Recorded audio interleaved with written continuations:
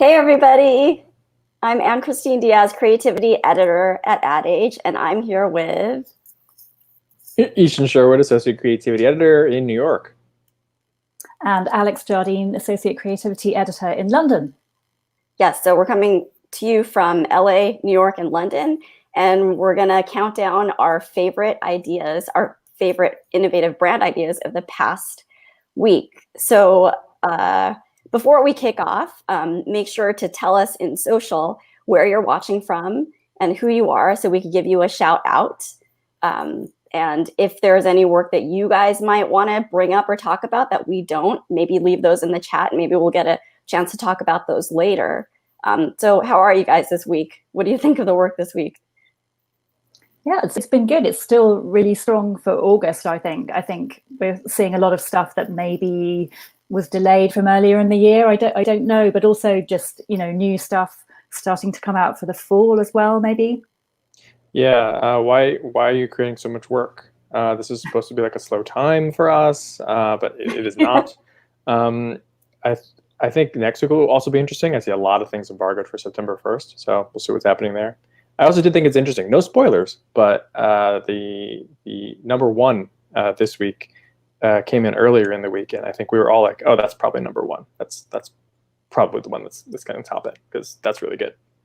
Yeah, I was kind of weighing, what my favorite was between number 2 and number 1. I'm still kind of on the fence, but we'll get to that.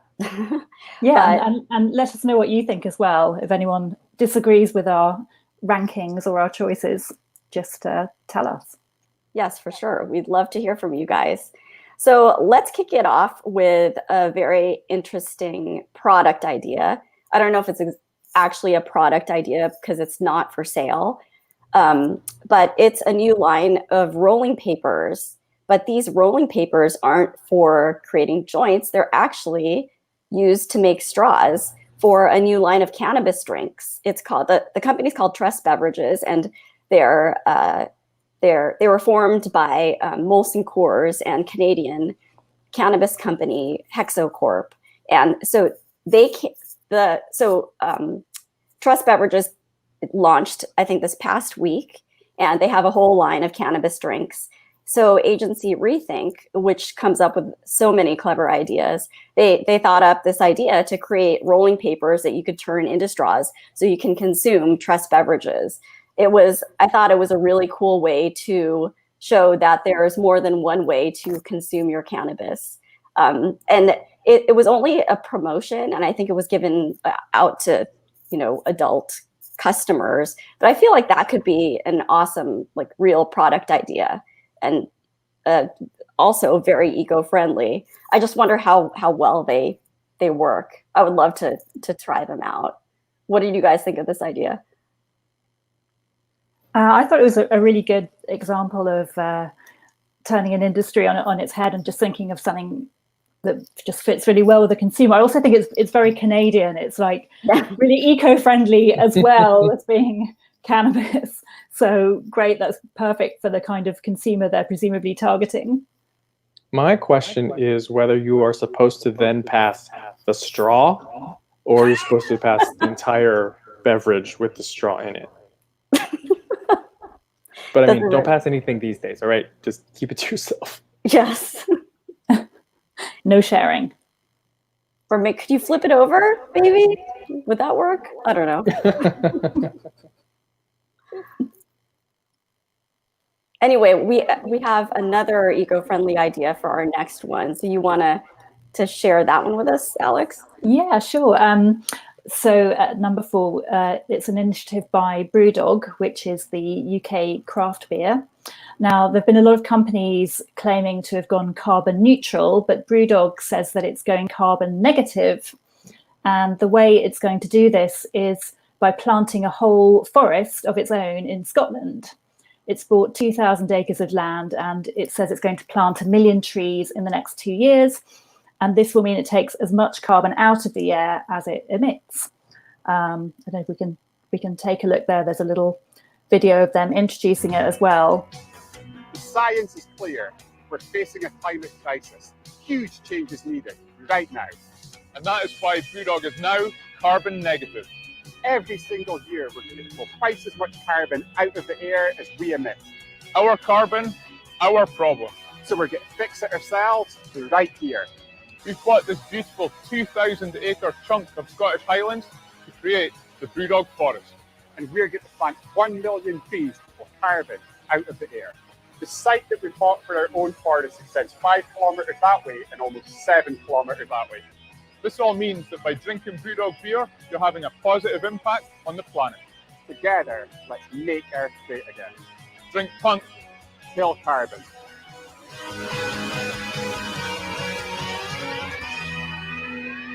I want to see what the forest plan is. I want to know what kind of trees they're planting. I want to know like how far apart the trees are going to be planted, right? Because it's supposed to be a forest right now, like a tree farm. So they're not. I think they're not going to be in orderly rows. Yeah, I don't know if they've said actually what kind of tree it will be, but yeah, we can check that out. What I will say is it's a really like typically kind of eye-grabbing move by Brewdog. They're a real disruptor brand with their punk IPA, and we've seen them getting a lot of attention, especially during the pandemic when they changed their distillery to make hand sanitizer. And they're also good at like quite sort of topical things as well, limited edition packaging, reflecting topical news. And they've also got a typically sort of provocative campaign to back this up with. They've got billboards saying "FU CO2." They actually got in trouble last year for another campaign they did, which had some curse words, and it actually got banned because some of the billboards were near to schools. So yeah, they've got to tread a little bit carefully there. Hopefully they won't put them next to a school this time. Yeah, I love the work that they do because it's always so unexpected. You can't predict it. It comes out of nowhere. And they work with Uncommon a lot. But this idea was actually created in-house, right? Worked on this one. What was that? Sorry. They didn't work on this one, Uncommon. Yeah. But some of the ideas they've had in the past have been in-house as well. I think the founder is a real kind of creative force in himself.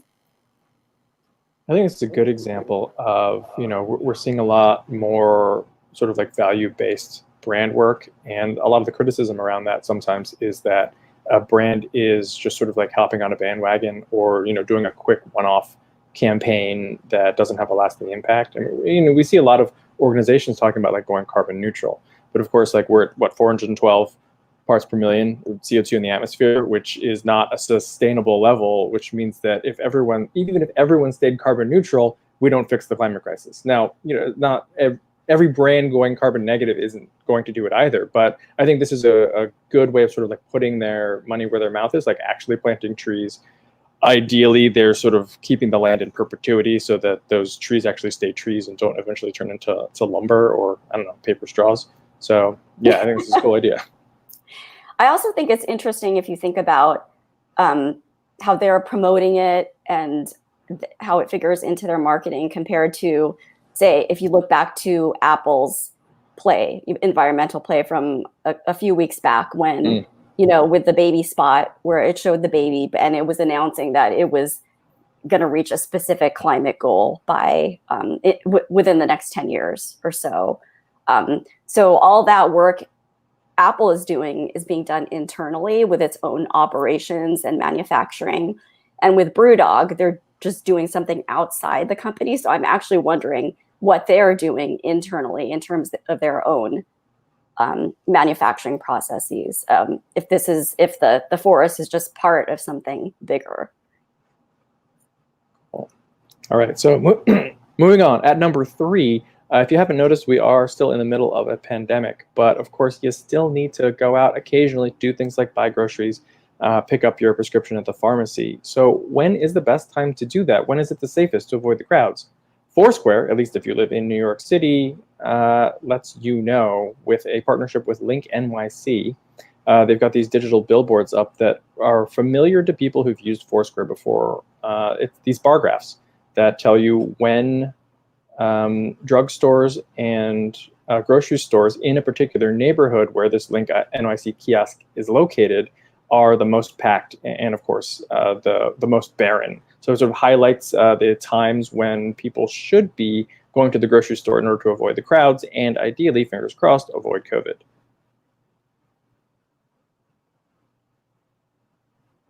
I love ideas.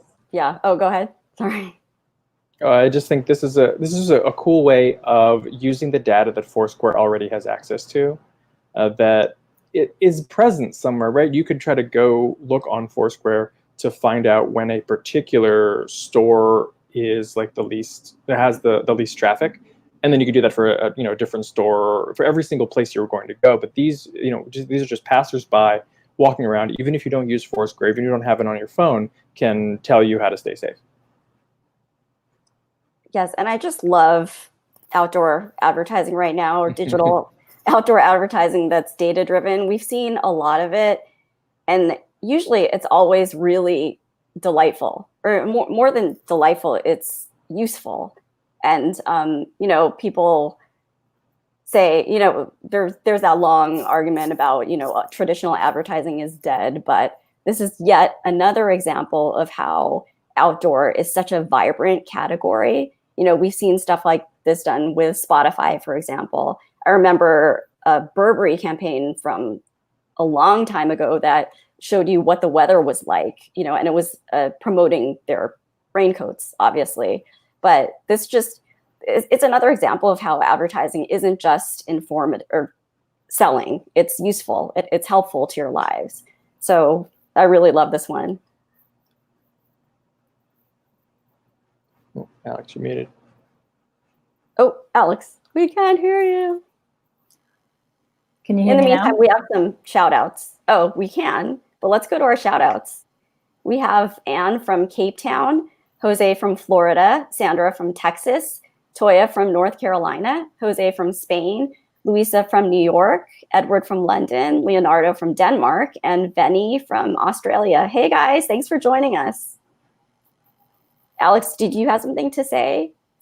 What I was going to say on Foursquare was, I think I know we hate this word, but it's a good pivot for them, because who's going to be checking in on Foursquare into like a cool bar or restaurant at the moment. But it's kind of the opposite of that. It's like you want to go where the party's not happening. So I think that's just a fun way of them looking at their business as well as using the data that they have. Yes, totally. Yeah, I'm actually wondering, what is the usage on Foursquare right now? Do you guys still use it? I haven't used it in a while, but I live in LA, so. I use pretty much no location anythings anymore. You get that monthly or quarterly email from Google where it's like, here are the places you've been, and it's very sad. Your kitchen. Yeah. The bathroom 10 times. So let's get on to our next one.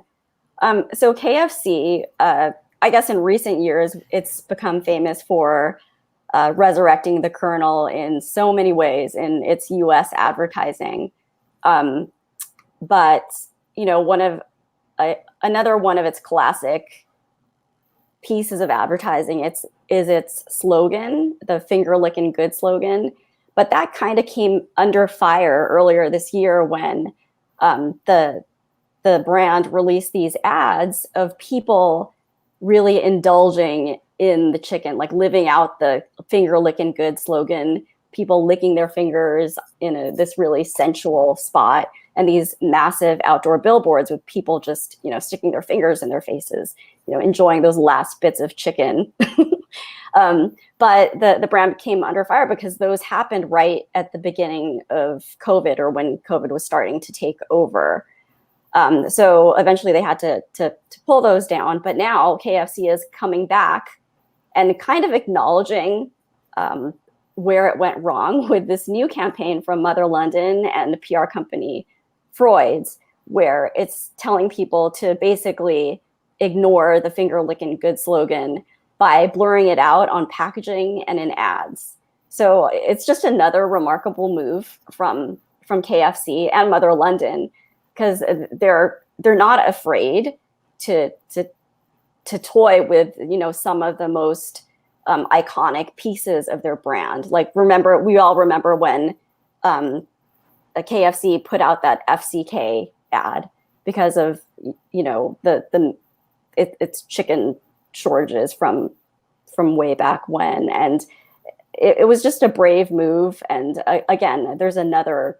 It's just another example of that. So can we?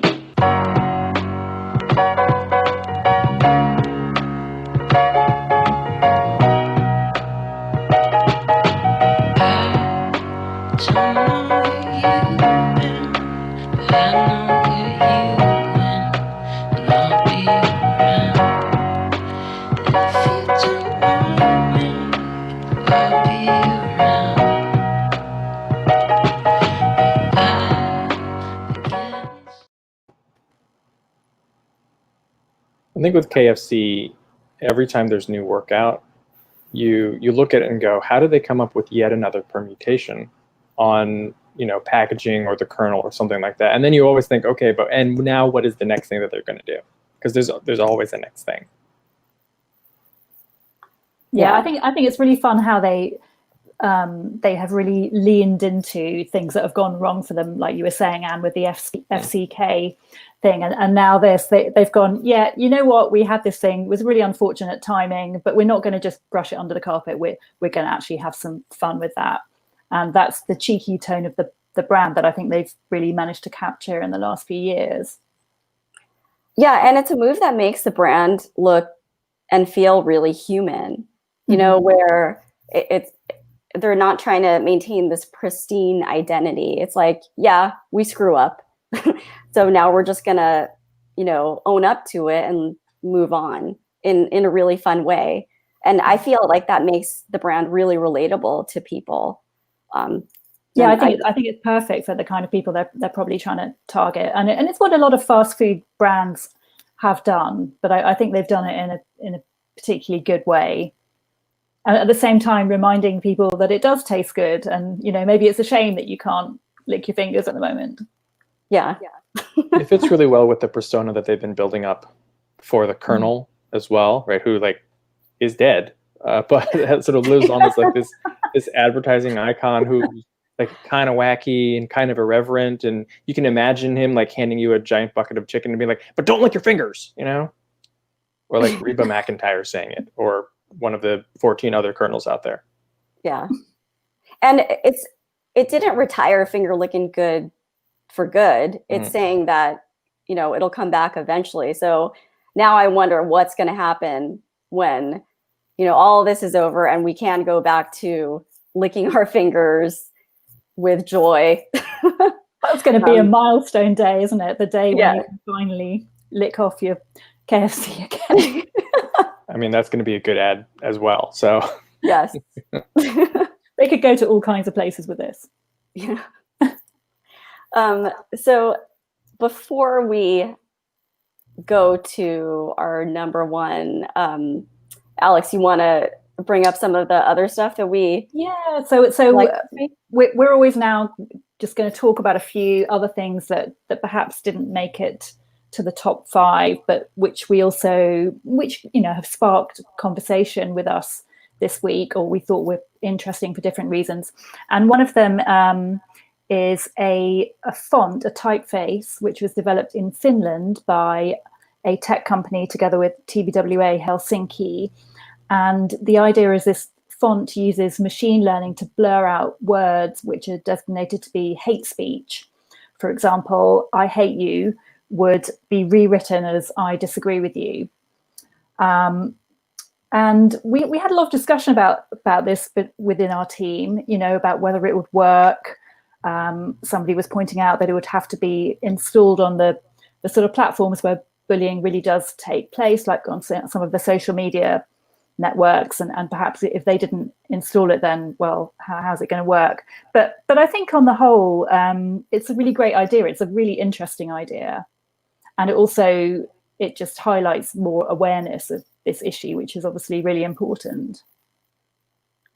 Yeah, I was one of the people who kind of wondered about the idea and took a little bit of issue with that, because we do see a lot of really inventive, creative ideas for good causes. But then I wonder, ultimately, how are they going to actually work? Who's going to really adopt this font, and how is it actually going to further the cause? So yeah, that's my big question. And it's a topic that comes up consistently in terms of, creativity and awards, for example. Like, was this idea done just for creativity's sake, for award's sake? So I'd like to know a little bit more about how this idea could go further in terms of actually, promoting what it's trying to, what it serves, Yeah, and I think another issue with it is, you could say in a way it's a little bit creepy that they're doing this. It's a bit like, the deep fake or something. It could be used for not so good purposes. If you start rewriting what people are saying, well, who designates what's allowed and what's not? Who's the arbiter of that? Yes. It reminds me a little bit of if you ever go to certain forums, they will have swear filters, which means that if someone types a message and posts it, it autocorrects afterwards, and then you sort of get this like strange syntax where like it changes it to like mother lovin', and you're like, wait, but that seems like completely not in the voice of the person who was actually saying this. And I agree with all of you about the implementation. Like, it is not a filter that the recipient puts on their device that then changes what was said so that their experience is different. It has to be on the user's end, right? Because it's the font as you type it. So you can either, like, choose to say something different that is equally mean that the font doesn't catch, or, choose not to install it at all. And so then it doesn't really do anything. Yeah. Part of it reminded me of, when somebody creates a Chrome extension to block something out or add something. Those are fun for the moment and interesting for the moment, but in terms of long lasting effects, I wonder. Well, we have some more shout outs. Chris from Ohio, Antonio from Barcelona, Anatoly from Russia, Beth Ann from New York, Christian from Maryland, Claudia from Panama, Scott from Washington, Nancy from New Jersey, and Siddharth from India. Hey guys, thanks for joining us. Also, we have a QR code. So if you guys want to check out all the work in full after this or right now, take your camera phone, shoot the QR code, and it'll take you right there. So another one that we thought was really interesting was, it wasn't exactly a campaign. It was a very nice move from a local craft brewer based in Escondido, California, Stone Brewing Company. So the company, after almost 25 years in business, they decided to put out their first ever ad campaign. And it started out as what appeared to be a label mishap, where all the labels on its bottles and cans were upside down. These products sat on the shelves with upside down labels. And it turns out that was just the starting point of a brand campaign to show that in terms of creating its beers, Stone Brewing leaves no stone unturned. And this was a campaign from Big Family Table. And so Stone Brewing was looking for a media space to put some of these ads. And there's a local San Diego beer magazine called West Coaster that, you know, it plays to the craft beer audience. And they wanted to put ads in the West Coaster. So they went to them and tried to buy some media space. But it turns out the magazine stopped publication, or actually stopped printing its actual paper magazine because of the pandemic. So what Stone Brewing did was it told West Coaster, hey, how much does it cost to actually produce the magazine or publish the magazine? And they told them the price, and Stone Brewing said, what if we front the publication cost? And so they did. And West Coaster was able to put out another issue after not being on stands for several months. And not only did it give Stone Brewing space to put its ads, it brought the West Coaster back to life, but it also allowed the West Coaster to offer ad space to other small brewing companies and local businesses for 50% off. So the idea was really remarkable. It was a win-win for a community that was really put out and struggling because of the pandemic. And I just thought that was awesome, an awesome move all around from, you know, Stone Brewing, Big Family Table. So just kudos to that one. We've seen a lot of companies kind of step up to help other businesses, small businesses. Hennessy did it. We've seen some stuff out of Kraft Heinz in Canada. And it's just another feel-good example of what brands can actually do to go beyond messages and actually help out. Yeah, it reminds me of the last issue from Poland, except there's no bad guy here. Yeah. It's so serendipitous. Like the thing that shocked me the most is that Stone has never had an ad campaign before, right? Because it's everywhere. But then for them to go to West Coaster, like this one particular magazine, at the exact time when, you know, they had stopped the print publication, and then to, you know, have the resources and the interest to, you know, to fund the print magazine. That's a very cool story. Yeah, I guess it's unusual for a smaller brand to do something like this, isn't it? I mean, we do see brands stepping in to do stuff for the community, but it quite often is the bigger brands who are doing it. Yeah. And it feels so much more intimate and real because it was playing to its own community. You know, it's based in Escondido, which is in the San Diego area. West Coaster is a San Diego publication. So it was such a community-based effort. I loved it. So another, I don't know if we'd call it a campaign, that was on our radar is a pretty interesting Photoshop job from Playboy. Let's take a look at some of those images. Turned Trump into breakfast foods.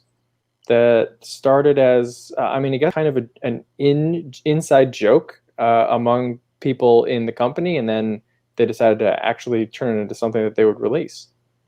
Got Trump on a waffle, Trump in your breakfast food. I mean, it does sort of feel like Trump is everywhere you look.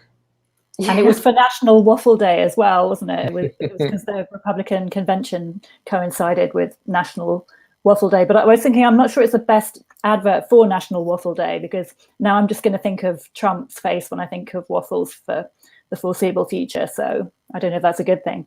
Yeah, originally when some of us saw this, it was like, what? We had no idea what it was all about. It was, you know, some people on staff said it was quite frightening.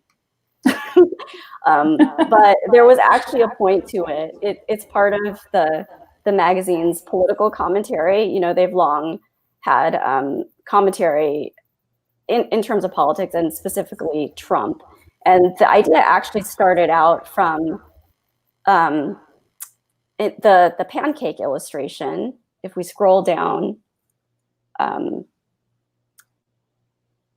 that was actually an illustration to tee up one commentary piece from one of its political reporters.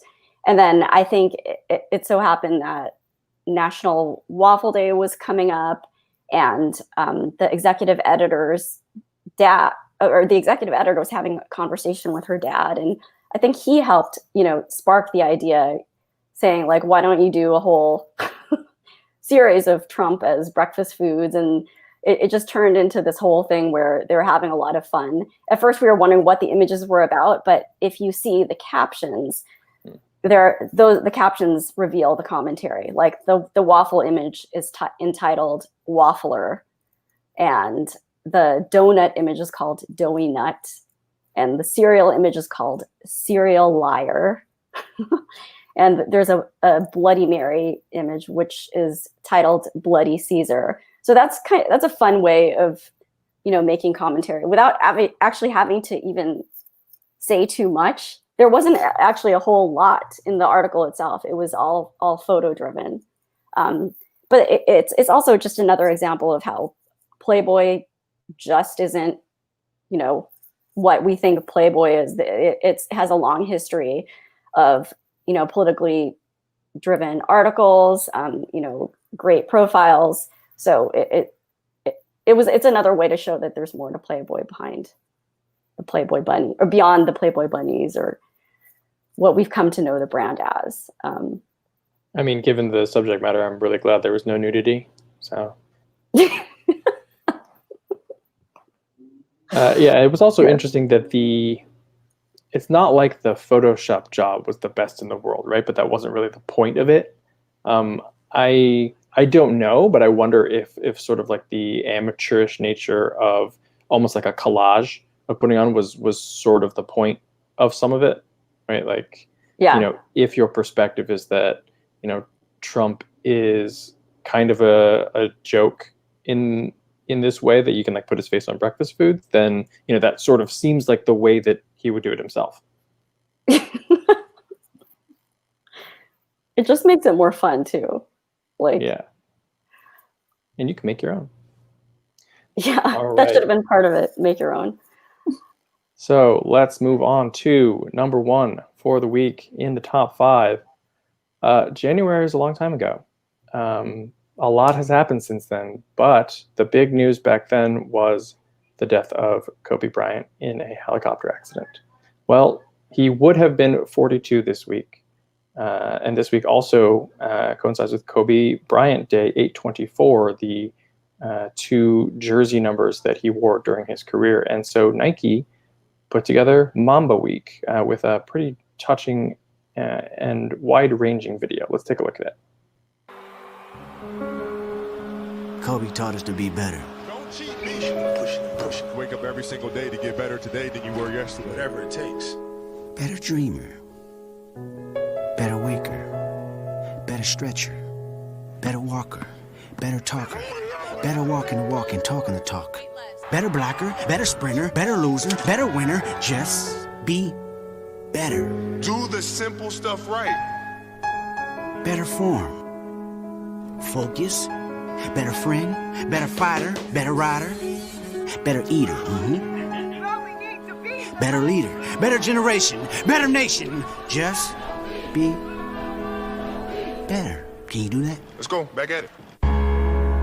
Better player. Better shooter. Better scorer. Better GOAT. Yep. Better coach. Better mentor. Better minor. Major. Mover. Shaker. Better skater. Better artist. Yeah. Better teacher. Better preacher. Better believer. Better first. Better future. Better hero. Again. Better hero. Better mother. Yeah. Better father. Better father. Better father.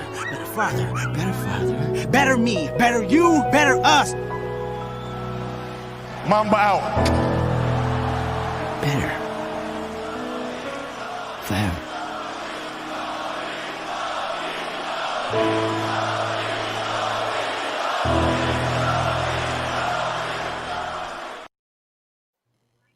So the voiceover sounds familiar. That's because it's Kendrick Lamar. And as you saw, it's not just a tribute to Kobe, although of course that's where it begins, but then it begins bringing in all of the issues that culturally we're all talking about since Kobe's death, but that he also talked about while he was alive. So greatest of all time, you see, Megan Rapinoe. And then, it then doubles back around to the repeated refrain of Better Father to talk about Kobe again. Yeah, it was really painful watching this. It's a beautiful spot, but it was also hard to watch, remembering, when Kobe died. I mean, I remember when that moment happened, it was like, wow, 2020 is such a shitty year already. And then of course, everything else that happened. So to go back to that moment, it was just painful. But the ad was really beautiful, and just some of the imagery in there, like seeing his daughter. And then there's a scene from a past Nike ad that I think was from, when he was going through a lot and he was challenging other people. Maybe it was the Mamba ad. It just brings back so many memories. And then to pull you through that, and then all of what we went through, it felt so powerful. Yeah.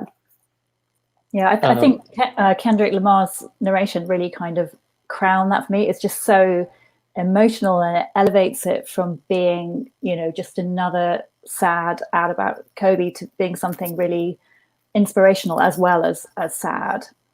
And I was saying to Anne earlier in the week, if there was an Oscar for narrating ads, I think he would get it this year. Yeah.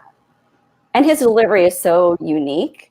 We've seen a lot of spoken word, and that always has we talked about this before, Ishan, but that has a very specific sort of lilt or rhythm to it.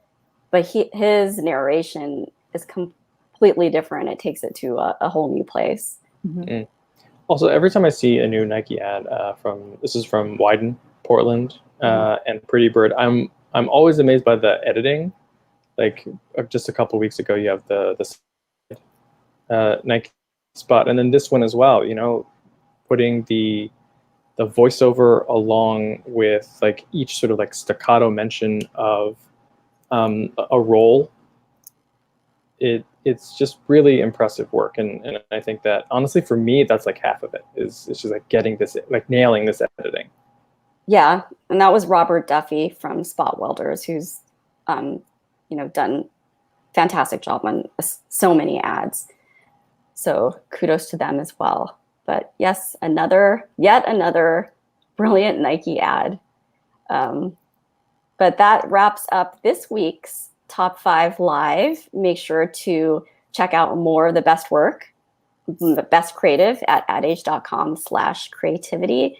And join us again next week, I think. We'll see. If we're here, we're here. But thanks all. Have a great weekend. Thanks, everyone.